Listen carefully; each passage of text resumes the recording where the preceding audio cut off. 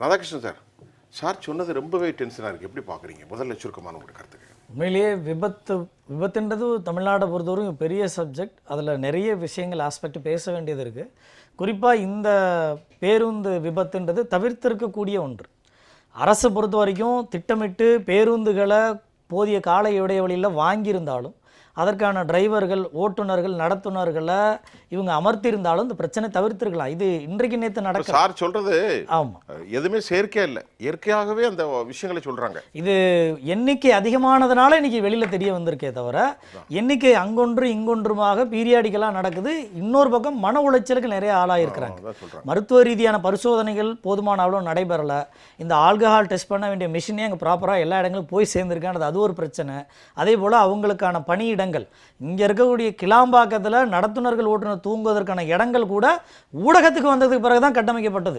இந்த பிரச்சனை எல்லா இடங்கள்லையுமே இருக்குது. டிரைவர், ஓட்டுநர்களை கடைநிலையில் தான் பார்க்குறாங்க. போக்குவரத்து டிபார்ட்மெண்ட் வந்து அமைச்சர் தான் முன்னால் நிற்கிறாரு, எம்டிக்கெல்லாம் முன்னால் நிற்கிறாங்க. இந்த டிரைவர், ஓட்டுநர்லாம் ஏதோ ஓரமாக இருக்கிறாங்க. அப்படி தான் அரசு ஒரு மனப்பான்மையோடு தான் எதிர்கொள்ளுதுன்றதை தொடர்ந்து ஒரு 3-4 ஆட்களாக பார்க்க முடியுது.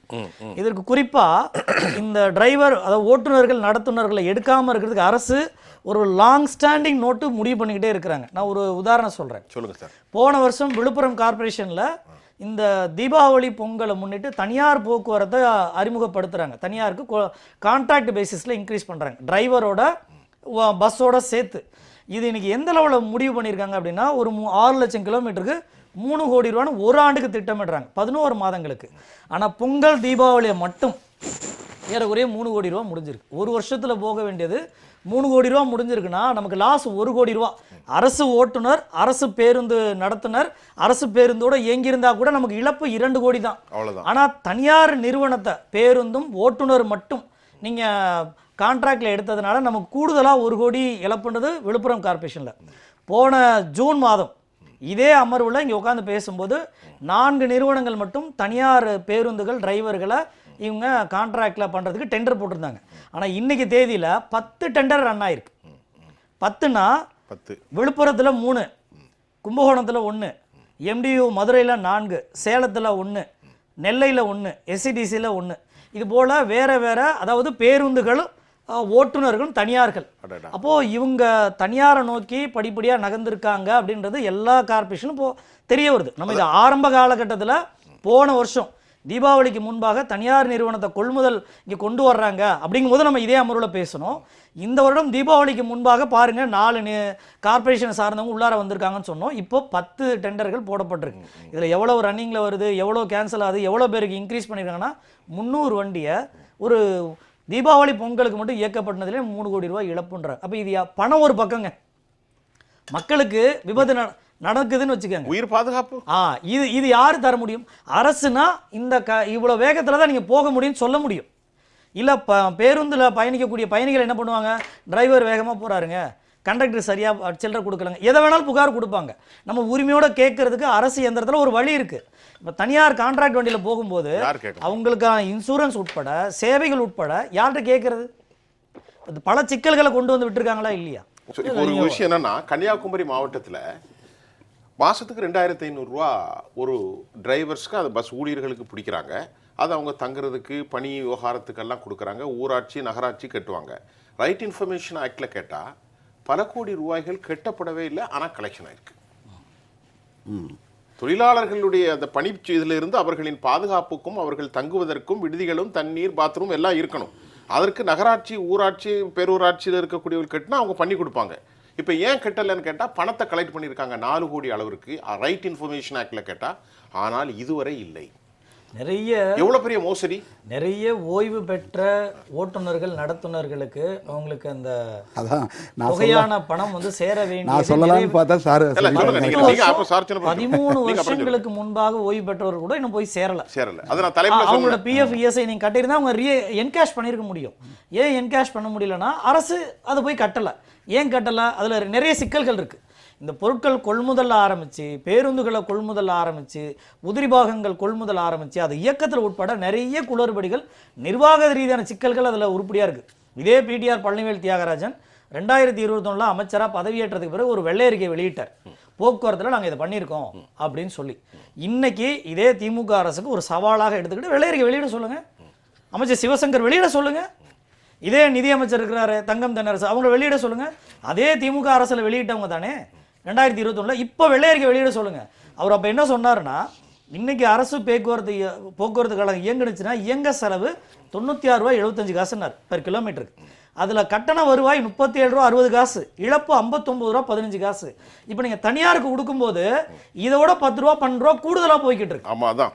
உதாரணத்துக்கு நீங்கள் இயங்குத கட்டண வருவாய் 37 ரூபா 60 காசுன்னு வச்சுக்கோங்க. இதே விழுப்புரம் கார்பரேஷனில் 55 ரூபாய்க்கு கொடுத்துருக்குறாங்க, மதுரை கார்பரேஷனில் 55 ரூபாய்க்கு பெர் கிலோமீட்டர் கொடுக்குறாங்க. அப்படின்னா இந்த இயக்க செலவை விட கூடுதலாக 20 ரூபா நஷ்டமாகிக்கிட்டு இருக்கு.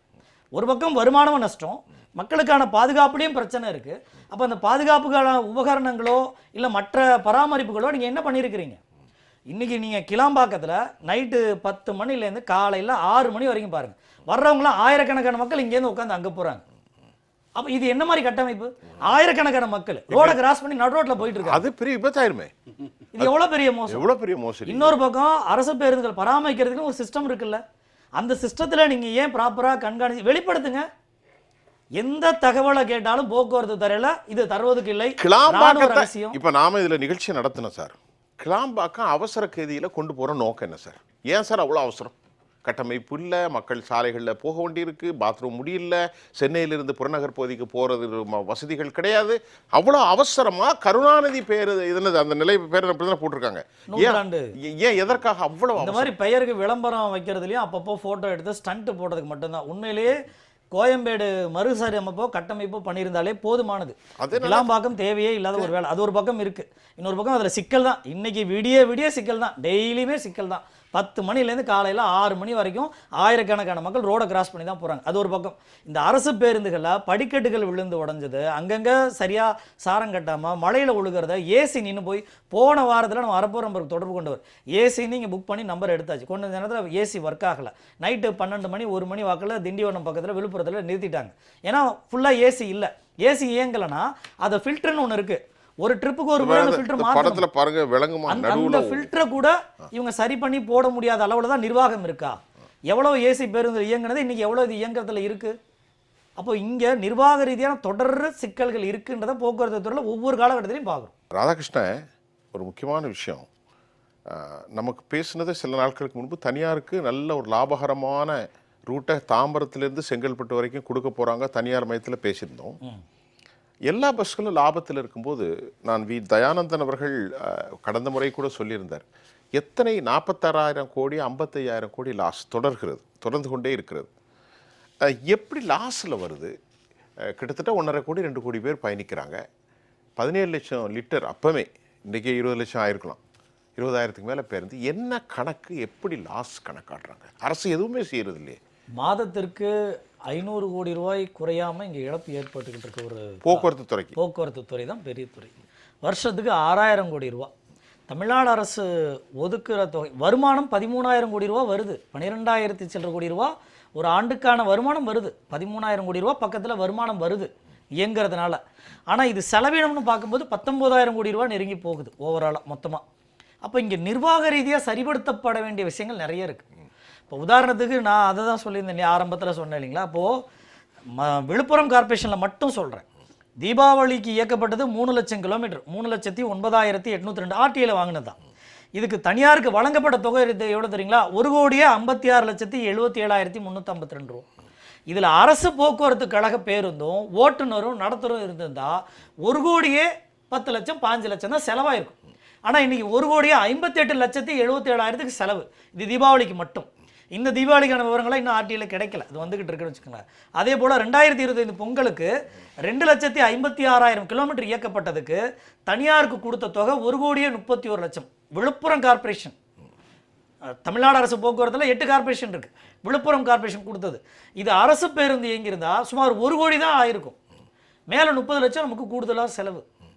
அப்போ எப்படி பார்த்தாலும் 3 கோடி ரூபாய்க்கு ஒரு ஆண்டுக்கு 11 மாத காலங்களுக்கு போட்டதில் 3-4 மாதங்களுக்குள்ளேயே 3 கோடி ரூபாய் செலவாயிருச்சுட்டாங்க. அப்போ மீதி இருக்கக்கூடியது இன்னும் கூடுதல் செலவு தான். இதே வார இறுதியில் பார்த்தீங்கன்னா தனியார் ஓட்டுநர்கள் பேருந்துகள் தான் அங்கே இருக்கிறத பார்க்குறோம்.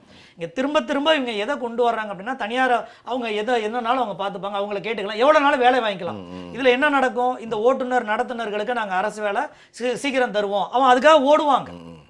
இப்போ பராமரிப்புன்றது வெறும் வார்த்தை அல்ல. இப்போ உதாரணத்துக்கு ஒரு வண்டியை கொண்டு போய் ஷெட்டில் நிறுத்துறாங்கன்னு வச்சுக்கோங்க. அங்கே இருக்கக்கூடிய டெப்போ மேனேஜர் என்ன பண்ணுவார், மெயின்டெனன்ஸில் உள்ளவங்க அந்த பஸ்ஸை ஆப்ரேட் பண்ணி பார்ப்பாங்க. கியர் சரியாக இருக்கா, பிரேக்கு சரியாக இருக்கா, கார் பஸ்ஸை எடுத்துகிட்டு போன மாதிரி வந்திருக்கா, என்னென்ன பிரச்சனைகள் இருக்கோ அது டெப்போ மேனேஜருக்கு ரிப்போர்ட் ஆகும். டெப்போ மேனேஜர் என்ன பண்ணுவார், பிரான்ச் மேனேஜருக்கு இன்ஃபார்ம் பண்ணுவார். பிரான்ச் மேனேஜர் என்ன பண்ணுவார், இந்த ஓட்டுநர் இந்த பேருந்தை சரியாக பராமரிக்கலை, அவருக்கு நம்ம சிமுலேட்டர் சொல்லுவோம், அந்த சிமுலேட்டர் ட்ரைனிங் 1 வாரத்துக்கு போடுங்க, 2 நாளைக்கு போடுங்க, 5 நாளைக்கு போடுங்கம்பாங்க. கும்மிடிப்பூண்டியில் இருக்குது, தரமணியில் இருக்குது, பல்லாவரத்தில் இருக்குது. இந்த இடத்துல சிமுலேட்டரில் தான் அந்த ட்ரைனிங் இருக்குது. அப்போ ஓட்டுநர் நடத்துனர்களுக்கு இங்கே களத்துக்கு வருவதற்கு முன்பாகவே அங்கே ரியல் டைம் ட்ரைனிங் இருக்குது. அது முடிச்சு தான் வருவாங்க. நீங்கள் தனியார் நிறுவன ஓட்டுநர்களையும் தனியார் ஒப்பந்ததாரர்களை உள்ளார கொண்டு வரும்போது அவங்களுக்கு என்ன பண்ணியிருப்பாங்க, இவர் 100 மணி நேரம் கார் ஓட்டியிருக்கிறார், பஸ் ஓட்டியிருக்கிறாரு, 200 மணி நேரம் ஹெவி வெஹிக்கிள் ஓட்டியிருக்கிறாரு, எப்படி வேணாலும் சொல்ல முடியும்ல. அப்போ இந்த செக் அண்ட் பேலன்ஸை யார் செய்ய வேண்டியது, ஏன் அரசை திரும்ப திரும்ப கேட்க வேண்டியதுன்னு இது யார் செய்ய வேண்டியது? இப்போ இந்த செயின் லிங்க் சொன்னேன் இல்லையா, பஸ்ஸை வந்து நிறுத்தினதுலேருந்து, பேருந்தை நிறுத்தினதுலேருந்து பிரான்ச் மேனேஜர் வரைக்குமான ரிப்போர்ட்டிங் பிறகு அவங்களுக்கு திரும்ப ட்ரைனிங்கு, திரும்ப அங்கே ரிப்போர்ட்டிங்கை வச்சு இவங்களுக்கு டியூட்டி கொடுக்கலாமா வேணான்னு டிசைட் பண்ணுற இடத்துல அரசு இருந்திருக்கணுமா இல்லையா? இப்போ இந்த விபத்துக்கு யார் காரணமாக இருக்க வாய்ப்பு இருக்குது? அரசோடைய அலட்சியம் தான். இன்னொரு பக்கம் பாருங்க, பேருந்துகள் வருது, இயக்கி பார்த்தாச்சு, இது பழுதடைஞ்சிருக்கு, இல்லை இதை மாற்ற வேண்டியது இருக்குன்னா அது உடனே ஓரம் கட்டிடுவாங்க. இதுதான் இயல்பு. இயங்கிறதுக்கான போதுமான கண்டிஷன் எல்லாம் ஓரம் கட்டிடுவாங்க. அதிகபட்சம் 40-50 கிலோமீட்டர் வேகத்தை தாண்டி அரசு பேருந்து போகாது, ரெகுலராக ஓட்ட முடியாது. இத்தனை வருஷமா நீங்கள் ஒன்றும் இல்லைங்க, கடந்த 5 வருஷம் டேட்டாவை SCRBயில் ஸ்டேட் கிரைம் ரெக்கார்ட் பியூரோவில் அரசு பேருந்துகள் ஓட்டி எவ்வளோ விபத்துகள் நடந்திருக்கு, எத்தனை பேர் இருந்திருக்கு டேட்டா வாங்கி பார்க்க சொல்லுங்கள். இந்த 3-4 வருடங்கள் எவ்வளோ இருக்குன்னு வெளியிட சொல்லுங்கள். அரசே வெளியிடட்டும், வெளியிடுங்க. அப்போ எவ்வளோ சிக்கல்கள் இருக்குன்னு தெரிஞ்சுக்கணுமா இல்லையா? எம்டிங்க, பிரான்ச் மேனேஜர்ஸ். நான் ஒரு உதாரணம் சொல்கிறேன்.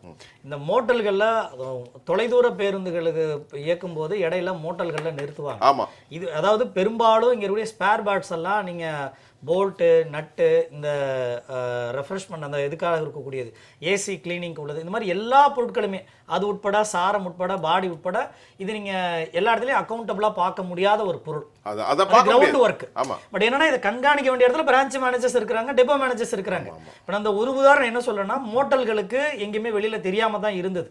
இங்கேருந்து அங்கே போய் நிற்பாங்க. எஸ்ஐடிசியோடைய ஒரு ஆண்டு வருமானம் வெறும் 47 லட்சம் தான்.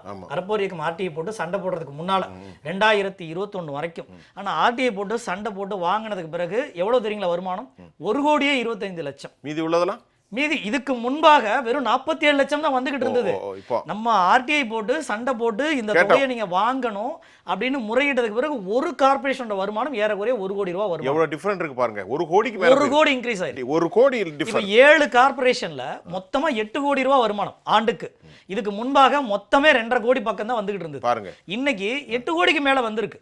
இப்போ இது ஒரு விஷயத்துல மட்டுமே இவ்வளவு தூரம் மோசடி நடந்திருக்கு, முறையீடு நடந்திருக்கு. அப்ப எத்தனை விஷயம் நடந்திருக்கும். ஏன்னா இது ஆயிரக்கணக்கான ட்ரிப்புகள் நடக்கிறது, பேருந்துகள் இயங்குறது நடக்கிறது. அப்ப இது எல்லாமே டிரான்ஸ்பரண்டா நீங்க கொண்டு வரதுக்கு எந்த டிஜிட்டல் சிஸ்டமும் சிவசங்கருக்கு விருப்பமே இல்லை.